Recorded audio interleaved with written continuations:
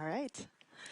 Well, welcome everybody to this town hall on climate security, degrees of instability, climate security in a warming world. My name's Erin Sikorsky. I'm going to be moderating the conversation today. I direct the Center for Climate and Security and the International Military Council on Climate and Security based in Washington, D.C. And I worked in the U.S. intelligence community for a long time on these topics, so I'm really excited to see this here at a town hall at the Munich Security Conference. Anyone who was following the climate negotiations in Belém last fall saw the Secretary General of the UN, admit publicly that the targets of the Paris Agreement are going to be very difficult to meet, that we're already heading into a world past 1.5 degrees of warming. And what that means is greater instability, more extreme weather events, right, that are coming more frequently and more intensely than ever before. And these have real implications for security services. Already we see militaries around the world deployed to respond to climate disasters. They're often on the front lines of these crises.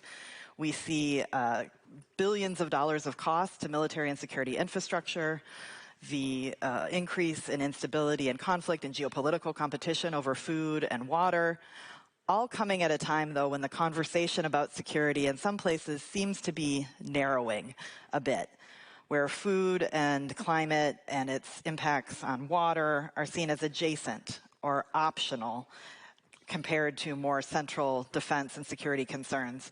I think we're all here for this conversation today because we think that would be a strategic error. That in a world of cascading risks, right, countries don't have the luxury of only focusing on one thing at a time. They have to be able to take more than one issue, and climate change is not going to wait its turn. So I'm going to stop talking now because really who you want to hear from is our amazing panel here. We'll have some time at the end for questions as well. I'm going to start with our representative from India, Minister Sitharaman. India is definitely at the forefront of a lot of climate security shocks. You have heat extremes that are they're coming more frequently, they're lasting longer. Your military, too, is often responding to these events. I know you served as Minister of Defense before serving as the Minister of Finance. How are you seeing climate change affecting patterns of vulnerability and instability and your security in India? Well, I think you put on a lot of things in that one question. I know. I'll just break it down for simplicity's sake, but I don't mean to suggest that each operate in its own silos. They all work together. The first one is about working for climate and saving, let's say, the climate from human actions. That is one thing we need to address, no doubt.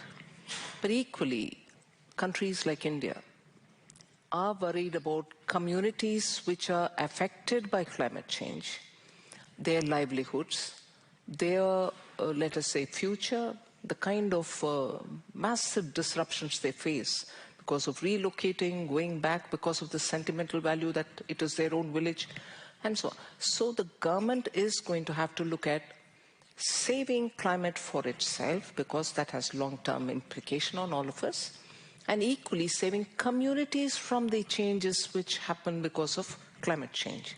So we are, especially because our population is so huge, we have both these, one which is very critical for the world, the other immediacy of the problem where people are affected. So we are grappling with both equally and prioritizing also on immediate attention to people whose lives have been disrupted because of climate change. Second, look, most of us know that today everything that we do has a technology component to it. Now, technology is one thing when you're talking of climate change, is very well.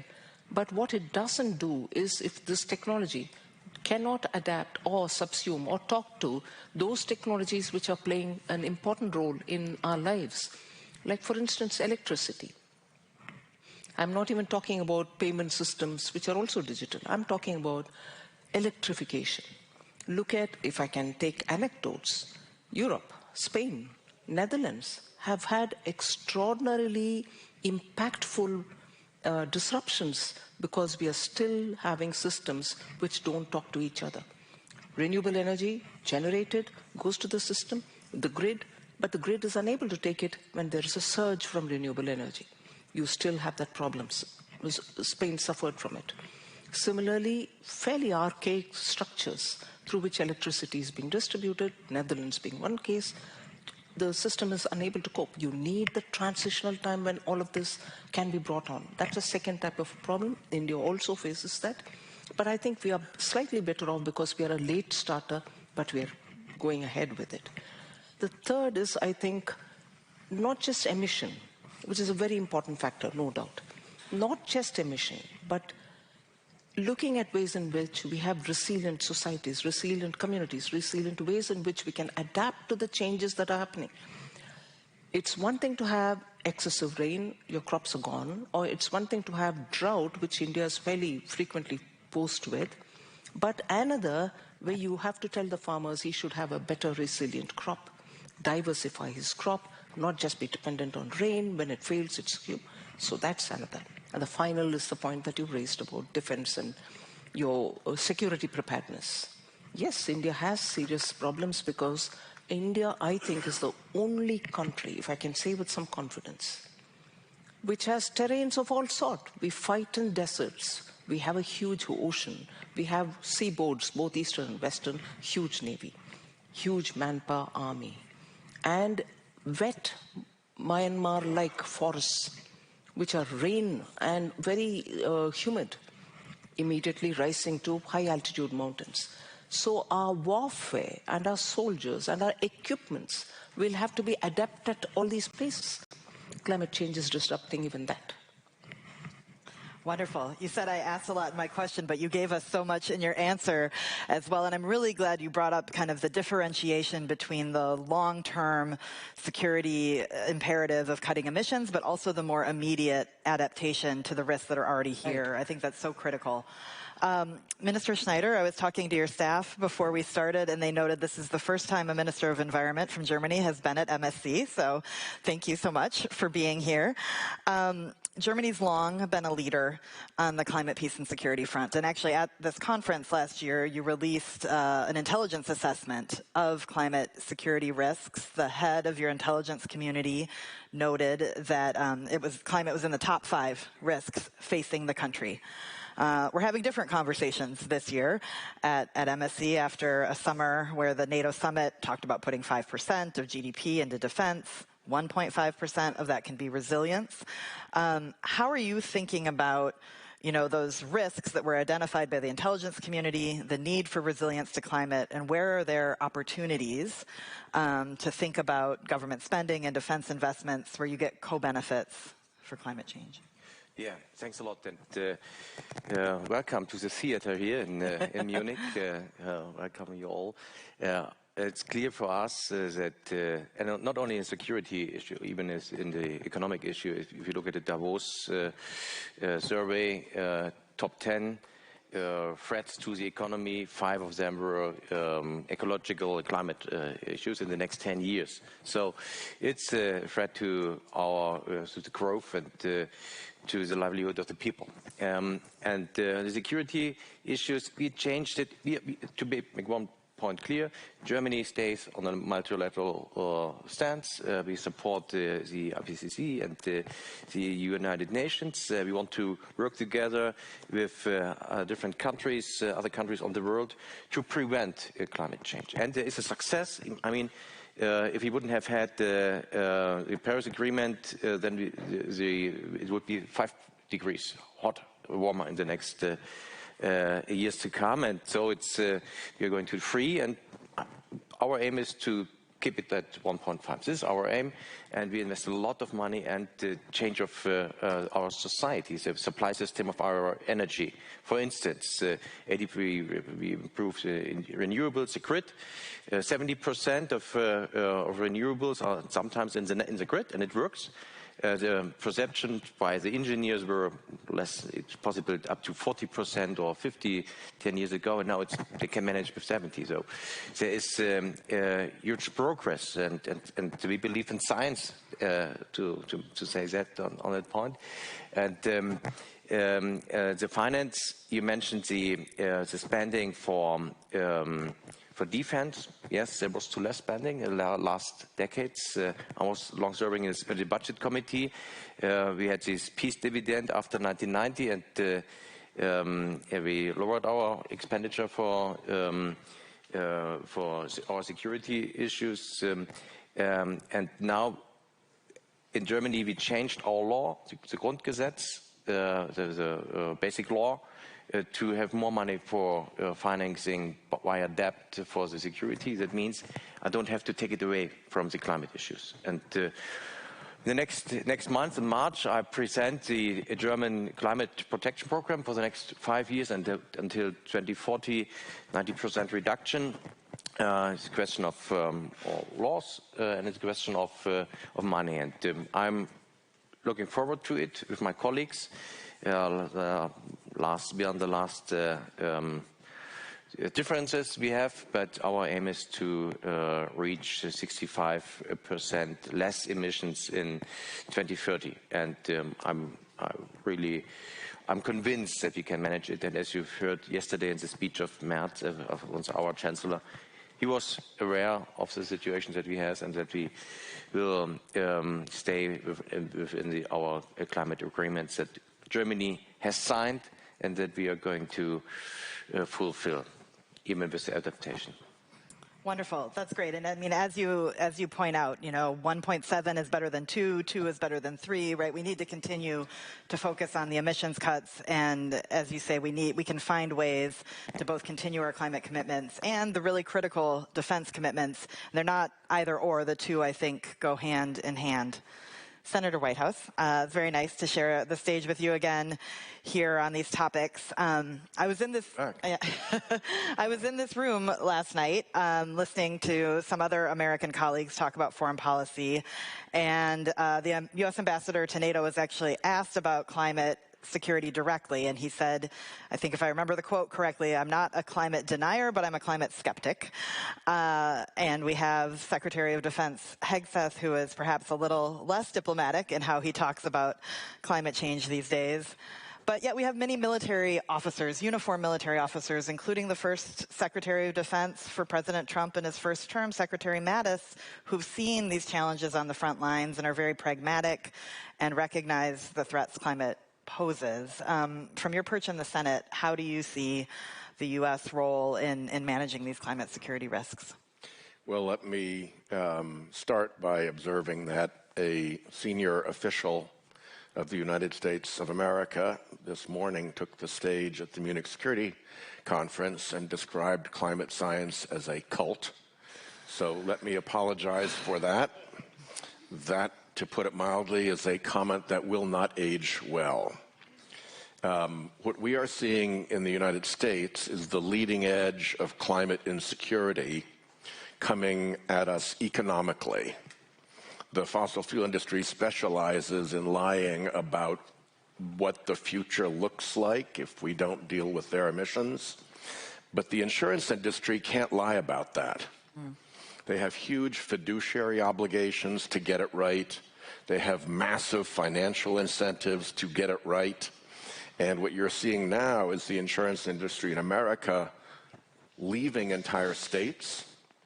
Where they're not leaving entire states, they are non-renewing thousands and thousands of individual customers. And where they're not renewing, they're either raising rates or making demands like, you have to put a new roof on your house to keep your insurance. And that is the opening stage of an economic cascade that goes from insurance market failure to mortgage market failure to property values crash to recession. And I wish I could say this was just a United States problem, but a year ago, The Economist magazine published a warning that there's a $25 trillion hit coming to global real estate markets because of this phenomenon.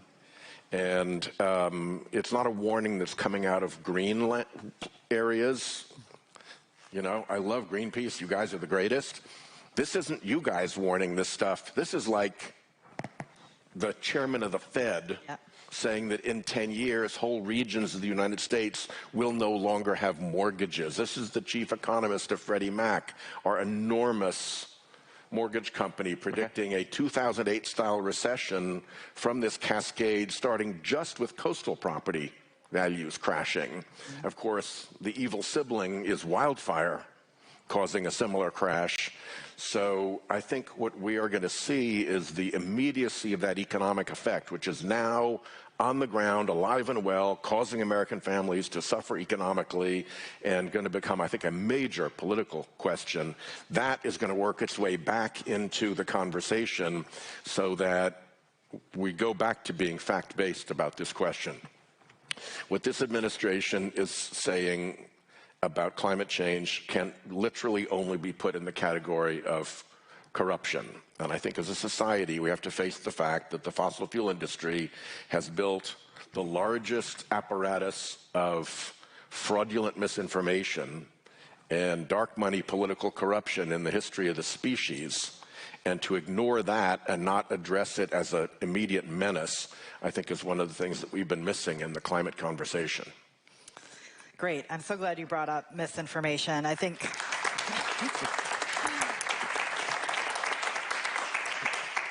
clearly your comments are resonating, and I think people are happy to hear that there are still folks in America who are very concerned about this topic. I'm going to ask folks about dis and misinformation in a second, but now I want to turn to you, Mads, with Greenpeace. I think some people might see your name on this roundtable and say, why is the head of Greenpeace at the Munich Security Conference?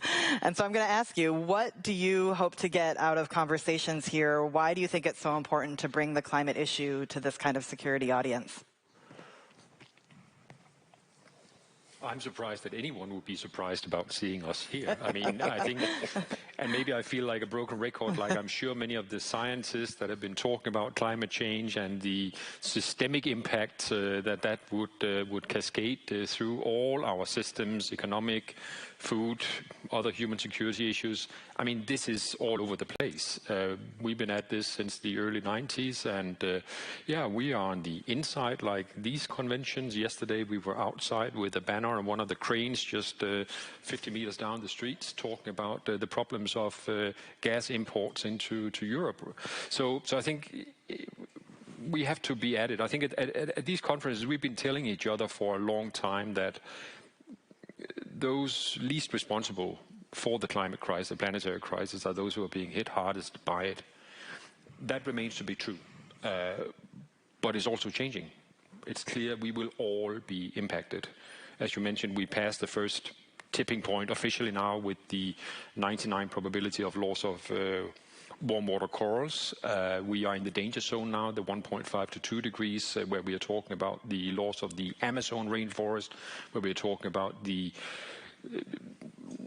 melting of the Greenland ice sheet, the West Antarctic ice sheet, and we are fast approaching some of these really systemic-wide tipping points, whether it's the AMOC, the ocean current in the North Atlantic, or some of the other systemic tipping points that will have civilization disruption potential on a local, on a regional, and perhaps also global level in a foreseeable future.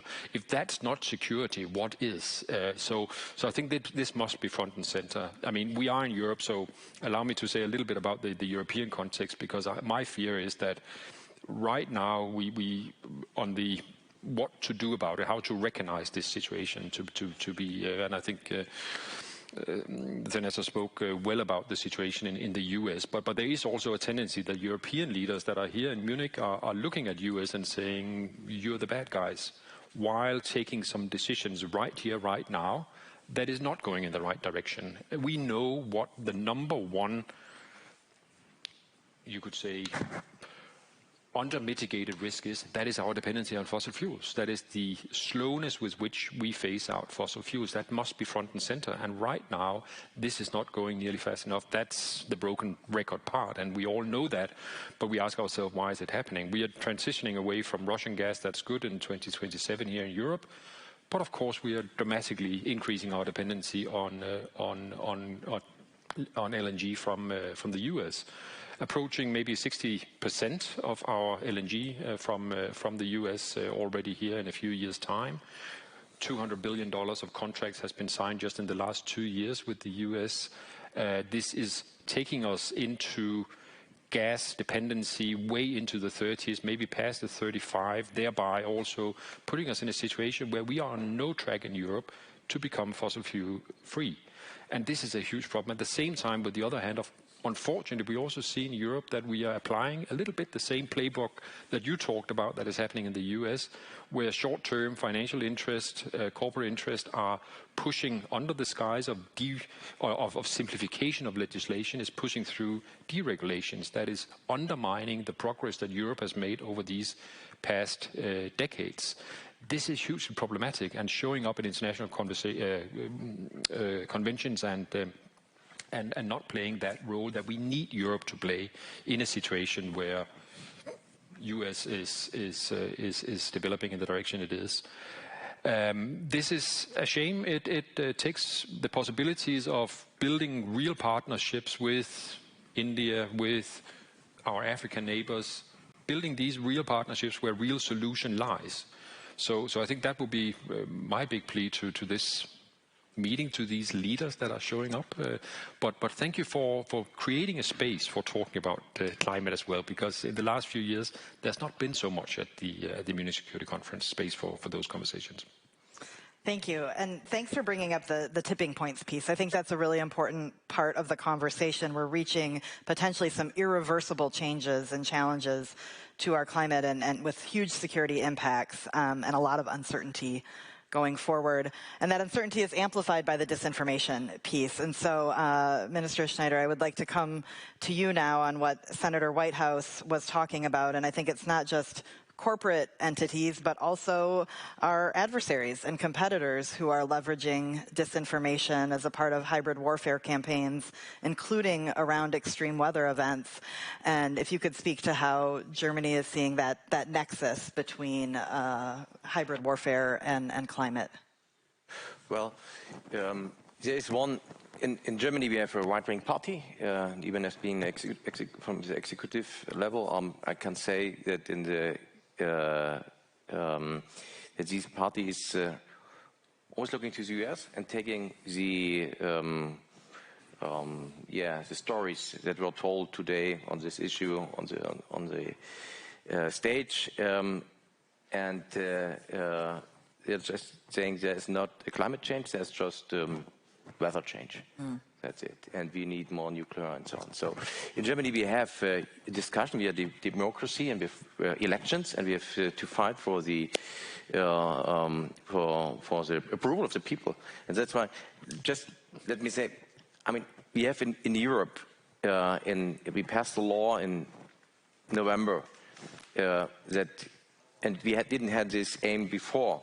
And the aim is 90% reduction of our emissions until 2040. This is now European law, even approved by the European Parliament. It's a huge success. Also, we have these debates even in the European Parliament. It's mostly the right-wing parties who deny all the knowledge of science. I mean, just to put the point on what is possible to do in a society that has democratic decisions to make, to have legitimation. And I just want to take this gas point, the LNG. I mean, in Germany, we were totally dependent on gas from Russia. And it was a security question. At the end, Russia had made a shutdown. We didn't have access to gas. And we spent a lot of money to serve our and save our economy, to be independent in our decision towards Ukraine to help them and to support them in their war freedom. So I'm really aware of these dependencies, especially on the energy sector. And the result is that we diversify. We don't buy anything from Russia anymore. And we diversify. And most of the gas is coming from pipelines, pipeline gas. 90% is pipeline gas from Norway, Netherlands, other European countries. And 10% is LNG. And from these LNGs, 90% is from the US. Okay. And we need it for a period of time until we have enough renewable energies in the grid. And our aim, as I mentioned, is 80% of our energy is now needed in 2030, so coming from renewables. And it's tough to put all the windmills onshore. And being elected for many times in Eastern Germany, where the right-wing party is strong, it's not as easy to get support for it if the people have nothing from it. So what I'm put to the table is we always have to, you made it, Senator, how does it affect normal people's lives and who's paying the bill? Is this question on who's paying the bill is one that is really important even for the supporters of solutions to prevent climate change. And I'm going to look at this with subsidies and to help people with lower incomes to live sustainable. And this is an important point that, to be honest, I think we missed that in the last decade, and maybe this made these right-wing parties stronger and gave them a point. Also, most of the people know they can't live like the decades before. I'd say it's actually a little bit more than that. I'm here on Codell McCain, named after John McCain, who was very active in the Munich Security Conference and who famously said that Russia is a gas station run by gangsters that has an army. And that gas station part is significant. And I think what you're seeing here in Europe is that the climate denial operation that the fossil fuel industry built in the United States has now metastasized over here to Europe and is performing the same disinformation functions. And at the same time, Russia, both as a fossil fuel entity and as an anti-democracy authoritarian state that would like to disrupt Europe, is also engaged in that same disinformation. And I think it's very important that as a society we pay attention not just to the messages that float around in our political atmosphere, but trace them down to their sources and understand who is behind the disinformation. I think the public is very well served by that, and it can really affect public understanding when people know, oh, that message, right, that comes from Exxon and Vladimir Putin. That gives me a point of reference to understand it. And I think that needs to be said. You're living through what we have been through with fossil fuel disinformation, and you have the Putin effect making it worse.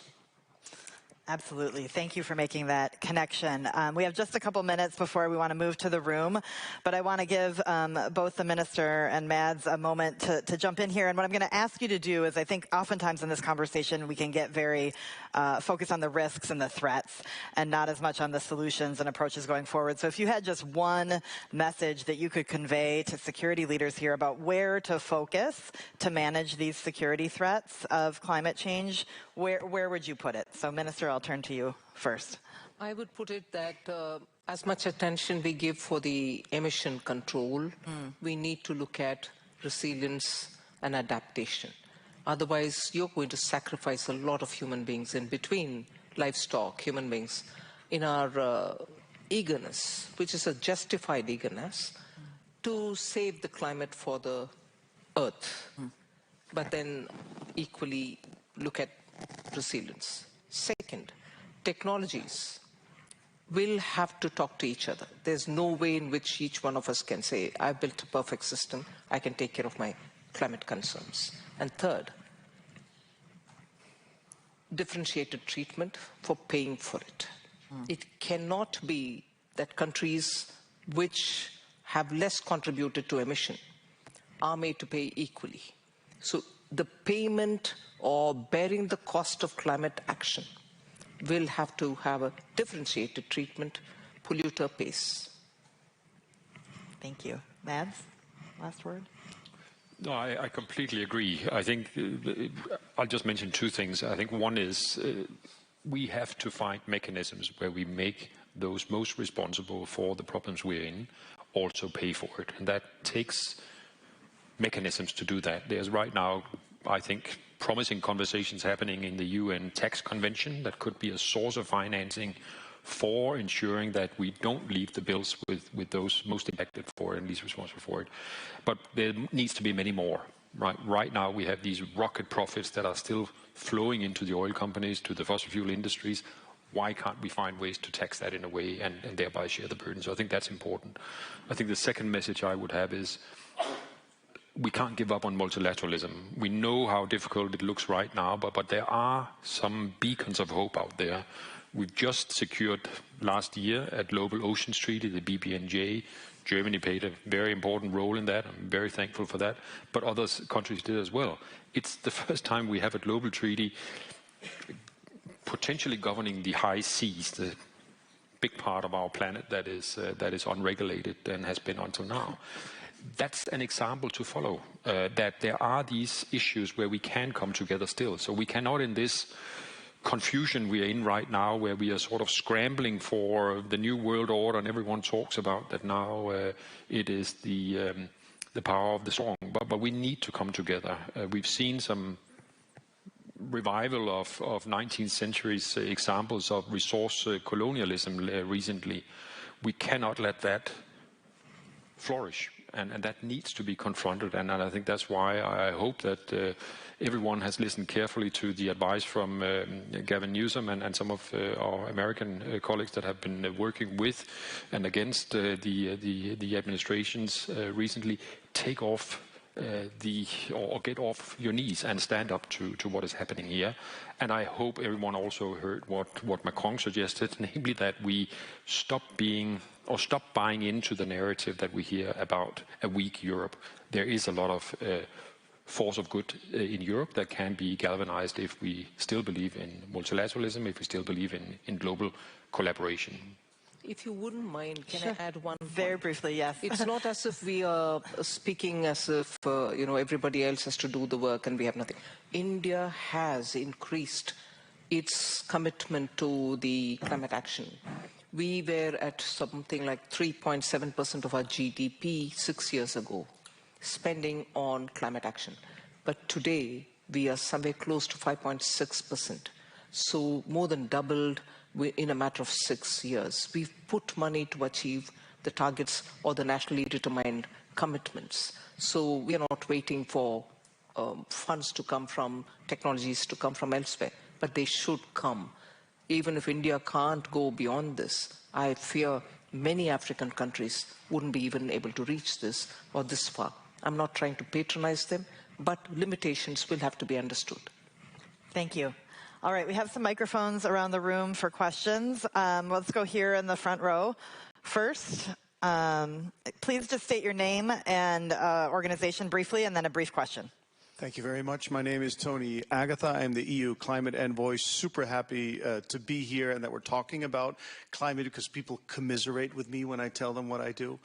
But I just wanted to, if I'm allowed to put some positive spin. I don't want to gainsay anything that was said here because I believe, especially the cost of inaction, which the senator so eloquently put.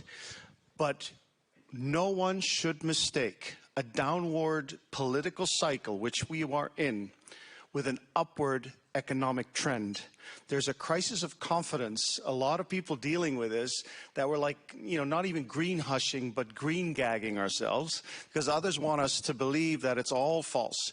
But if you look at the economic indicators, how solar has come down from 68% since 2015 in prices. If you look at that, the last 4 years, Wall Street bankers are earning money more in green projects than in fossil fuels. 950 institutional investors around the world saying we're going to, 4 out of 5 of them saying we're going to increase our green allocations. It is happening. The transition is happening. And for the EU, there's no going back. For us, staying the course is economic sense and it's geopolitical sense. And I think we should be a bit confident about that. And thank you for allowing me to say that.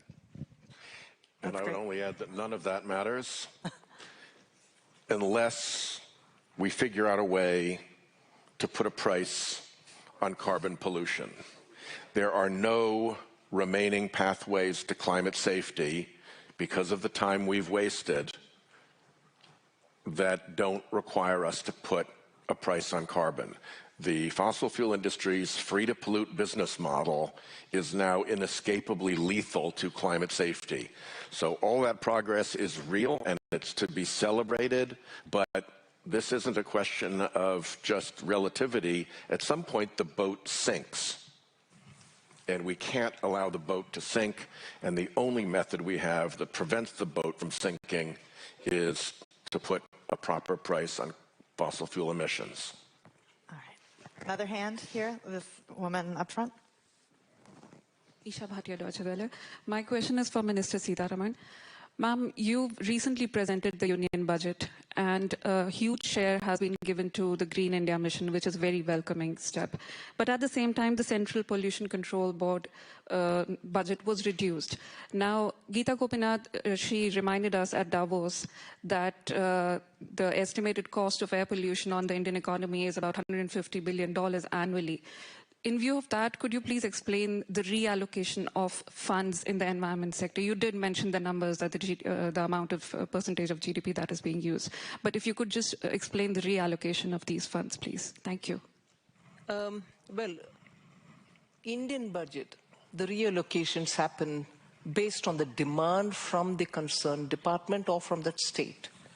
So if you're particularly looking at the air pollution aspect, the Pollution Control Board is not the only agency. There are very many other agencies which are working together. Well, they can work better is a different story. So allocations are made once at the stage of budget estimates, which is the number we give out during tabling the budget. But subsequently, through the year, depending on their increased requirement, there is a supplementary demand for grants which goes to the Parliament sometime in autumn.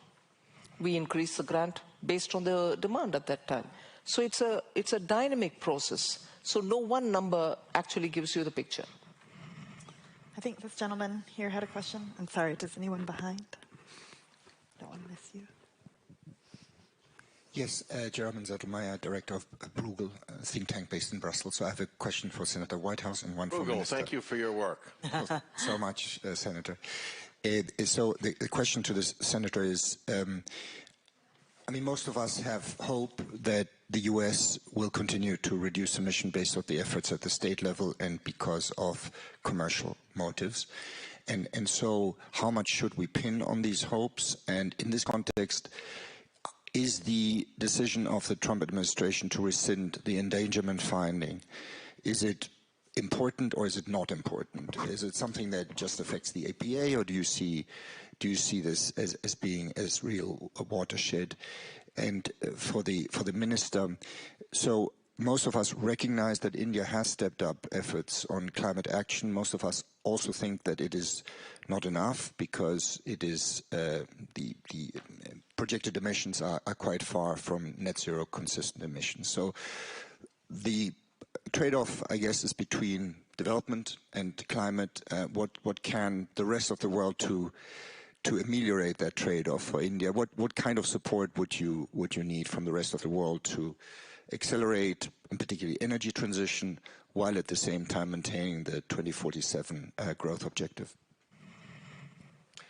Well, I'll start with the repeal of the endangerment finding, which I think is very important as an illustration of the depths to which the Trump administration will go in the service of its big fossil fuel donors.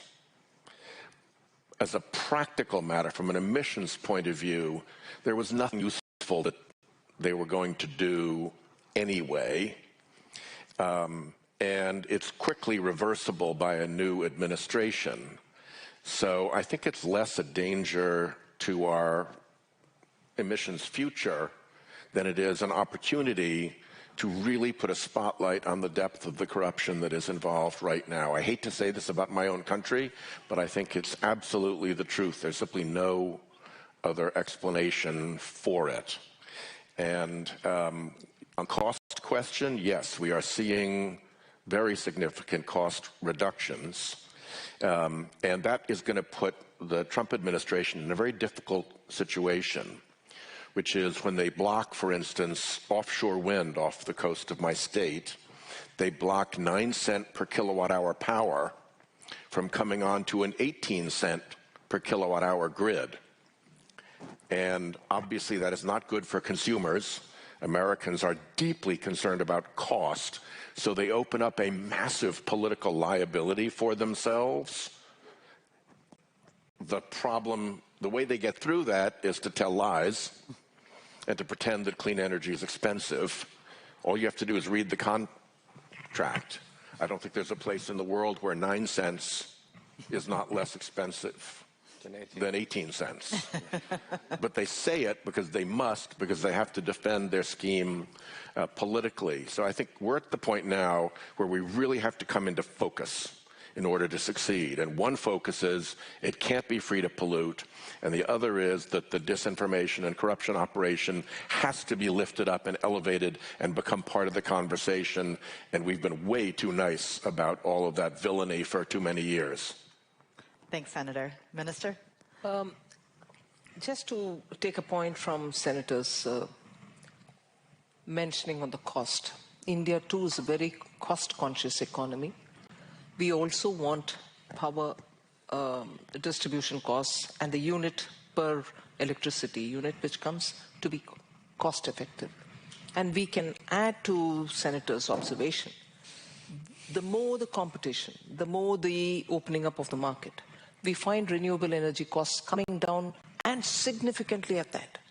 So today, India's solar energy, every bid that any state government goes for establishing solar energy generation centers, the cost is drastically coming down to, today it's come down to somewhere between 4 rupees 30 paise per unit, which was only 5 years, 10 years ago at 40 rupees. So opening up for fair competition and bidding out has shown that price of renewable energy is attractive. One. Second, the reason why I spoke in my opening statement about technologies and such technologies which can talk to each other is also to understand how, when this flow is, what is the capital we want? We want sharing of technology with us, because 1.4 billion people depend on power that we can generate, and generate in an eco-friendly, sustainable way. So if there are technologies which we are not asking for free, come and do the business there, earn out of it, please give us the technology. That's where we want people to be open on sharing technologies, because it's for the larger cause. India is a large economy. If it succeeds, the world's economy also moves in that direction. I think we can squeeze in one more question. I saw a hand over here. I'll have to be fast, though. So. Thank you. Andreas Berger from Swiss Re. We are a reinsurer, so the shock absorber from the insurance industry that you mentioned. So just wanted to bring in another dimension. The real problem, obviously, yeah, climate change is one problem, but the real problem is really population growth. And got all the attention here.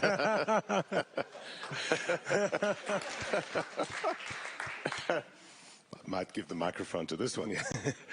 Population growth, and with population growth, accumulation of assets, in particular in those areas that are natural catastrophe exposed. There's so much data available, and so many tools can be used.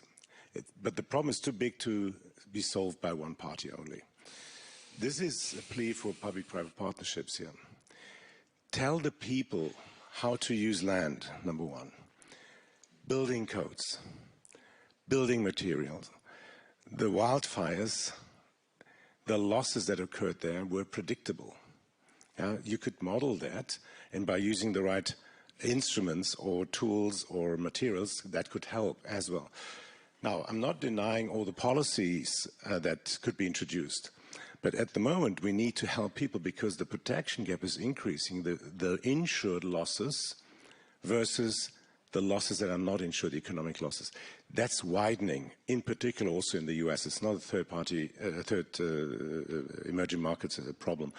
So tools are there, the pleas for public-private partnerships, that can be done today, right now. Wonderful. I'm going to give each panelist just 30 seconds very briefly. I think the heart of that question is how do we get ahead, right? How do we prepare for these threats as opposed to being caught on the back foot in partnership with the private sector? Minister, we'll just go around very briefly. Yeah, I would be happy we would have these growing population problems in Germany. We don't have. It's in all over Europe. But you're right, for the world, especially in the areas that are most affected. We price carbon in Germany and Europe. We will continue that. There will be hot debates with India, other countries, because of CBAM. And we had this in Belém, with the adaptation question. You raised that. And my point is, we have to do both, adapt and prevent climate change, and do climate action. This is what I would ask you to do it together. And I mean, you manage it with the energy sector. These renewables were grown up here in Germany by law. I've been in Parliament these years, 2000, and then now they change the world. And with these new technologies, be open for new technologies, with price resources, and invent new products or techniques that could be a good way to come along and not only do the adaptation. I hope you are still investing in Germany, right, for the insurance. All right, Mads, 30 seconds. I don't know if you can cover that in 30 seconds, but I think we have to be real about this. And the fact is that there are some of these cascading risks that cannot be adapted to. And therefore, the only sustainable strategy is stop burning fossil fuels. It's the only thing that works, and we have to accelerate that. And I think that there the space for public-private civil sector is huge. As I mentioned before, I think we have a whole continent just south of Europe. We have many parts of the world who want to work constructively. There are key barriers, whether it is the debt burden, whether it is de-risking. There are so many strategies that could be applied in order to scale that. Now, as I said, in Europe right now, we've chosen a different pathway. Right now, I hope we can still get it back on track, but right now it's not on the right track. The scale of investments that are happening in order to actually overcome this renewables in our own zone, but also in others, is simply not where it needs to be. Thank you. Minister? India will continue to invest in renewable energy. In fact, we've been building up on that. Carbon capture strategies have been funded in this budget, so that we can have it across the country, because it's such a country, and businesses are there in the mainland area and also in the remote parts. So carbon capture is getting incentivized, and our commitment to move towards the nationally determined commitments for the renewable sector is actually 2/3 achieved much before, in fact 4 years ahead of the given date. So we are given the date, but well ahead of it, we are trying to fulfill, and we shall do that even in the future. Thank you. Senator? If there is a pathway still to climate safety, and I hope and trust that there is, it depends on the success of the CBAM and the expansion of the CBAM to the UK, Australia, Canada, and other economies. It is the only extant global price on carbon, and without that we fail. So there is going to be, I think, considerable pressure brought by industry forces, brought through the Trump administration by those industry forces to try to weaken or undo it. And I would simply, sitting here in Munich in the center of Europe, urge our European Union friends, thanking Bruegel for the wonderful work they did to support the CBAM. It is our last lifeboat. At all costs, don't let it be torpedoed. Thank you all very much. Please join me in thanking the entire panel for for keeping climate on the front lines of the national security conversation here in Munich. Enjoy the rest of your day. Thank you. Yeah, thank you so much. Thank you, sir. Yeah, it was great. Thank you. Always glad to do this with you. I know. Good to have the conversation. Very, very nice to meet you. Mans, thank you. Good luck with everything.